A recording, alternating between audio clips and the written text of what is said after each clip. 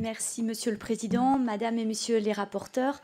Avec la loi AGEC de 2020, la France prétendait réformer en profondeur ses modes de production et de consommation et devenir un leader de l'économie circulaire.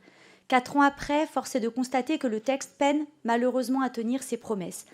Votre excellent rapport, ça l'a été dit par nos collègues, le souligne, la quantité de déchets continue d'augmenter, avec 611 kg par habitant en 2021. Là où la loi en visait 500 en 2030. Le coût du recyclage pour les collectivités, lui, a explosé de 1,5 milliard d'euros en 3 ans, et les 300 000 emplois promis ne sont jamais venus. Pas plus que le regain d'activité pour nos entreprises, désormais noyées sous de nouvelles exigences, difficiles à satisfaire. Là où le bon sens aurait voulu qu'on éduque d'abord le citoyen à jeter ses déchets à la poubelle, la loi AGEC a préféré multiplier les objectifs et les normes contraignantes, faisant de l'économie circulaire une charge et non une opportunité. L'objectif de vaisselle réutilisable et la création de filières REP pour le bois ou les véhicules usagés ont ainsi d'abord profité aux grosses entreprises et non aux petites.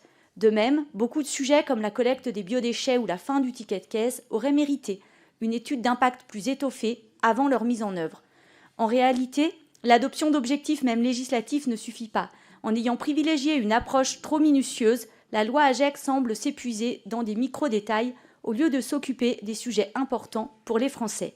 Par exemple, la multiplication des filières REP, alors que les fonds qu'elles manient et leur efficacité interrogent, fait trop d'honneur aux éco-organismes, en les chargeant de réduire l'acte d'achat, là où l'enjeu est de mieux recycler la matière déjà utilisée.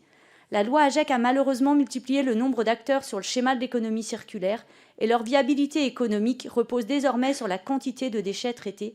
On a donc malheureusement dans cette logique encouragé leur massification. Face à cela, la solution sera-t-elle de réduire notre empreinte en matières premières, comme l'a récemment suggéré la présidence belge de l'Union européenne, avec des suites désastreuses sur la croissance et le niveau de vie, ou bien d'optimiser nos performances de recyclage et de réemploi de l'existant? Je vous remercie.